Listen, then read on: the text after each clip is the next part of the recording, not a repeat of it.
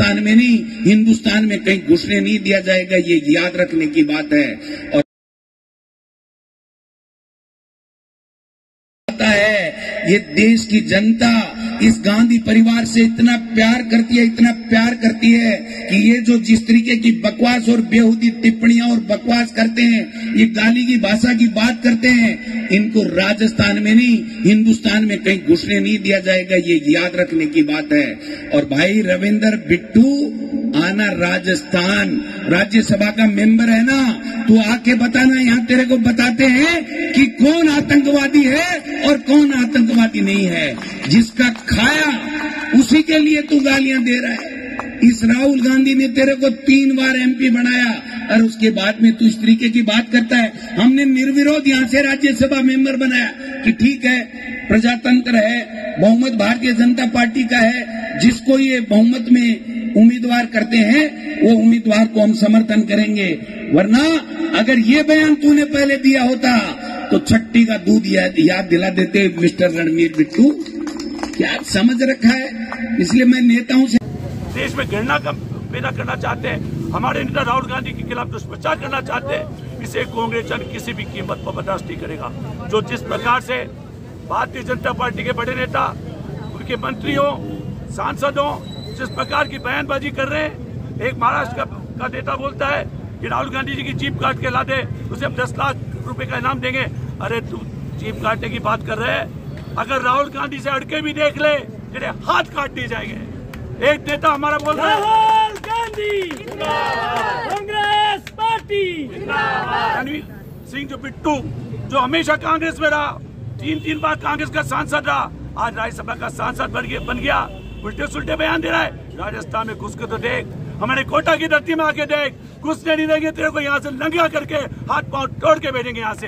ये भारतीय जनता पार्टी के नेता भूल जाए कि वह इस तरह की गणना पैदा करने की कोशिश करी, हमारे नेताओं के खिलाफ गलत बयानबाजी जारी रखी, तो हम लोग उनको बख्शेंगे नहीं, ईंट का जवाब पत्थर से देंगे।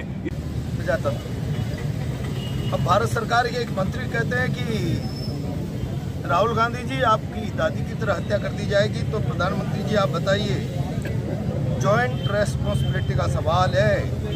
एक मंत्री का बयान सरकार के बयान से अलग करके नहीं देखा जाता। सामूहिक उत्तरदायित्व की संविधान की व्यवस्था में वो बयान सरकार का बयान माना जाता है।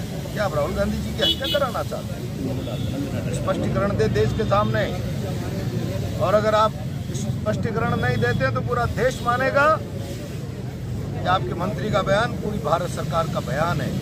और मैं समझता हूँ भारतीय प्रजातंत्र के लिए इससे बड़ी लज्जाजनक, शर्मनाक और भयानक स्थिति कोई दूसरी हो नहीं सकती कि सरकार का एक मंत्री देश के नेता प्रतिपक्ष की हत्या जैसी धमकी भरी शब्दों का इस्तेमाल करे।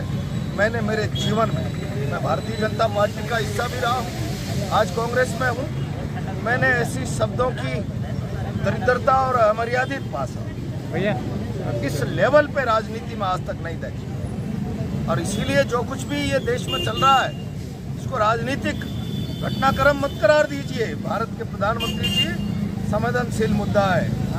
नेता प्रतिपक्ष प्रधानमंत्री के बाद दूसरी गर्मामयी पोस्ट होती है, और उसके लिए सरकार का एक मंत्री कह दे राहुल जी दादी की तरह आपको हत्या की धमकी, प्रधानमंत्री स्पष्टीकरण दे।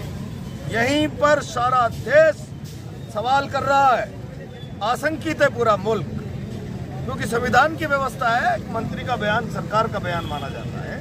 संयुक्त उत्तरदायित्व की बात है, जॉइंट रेस्पॉन्सिबिलिटी से प्रधानमंत्री अगर बचना चाहते हैं तो खंडन करे, माफी मांगे देश के सामने। मेरे मंत्री का बयान मूर्खतापूर्ण था, देश और सरकार को लज्जित करने वाला था, तब तो कांग्रेस पार्टी मैं समझता हूं कि अपने आप इतनी लड़ाई और धरने को विड्रॉ कर देगी। प्रधानमंत्री मौन धारण करके सामूहिक उत्तरदायित्व की भावना से स्वीकार करते हैं कि हाँ मेरे मंत्री का बयान सरकार का बयान है।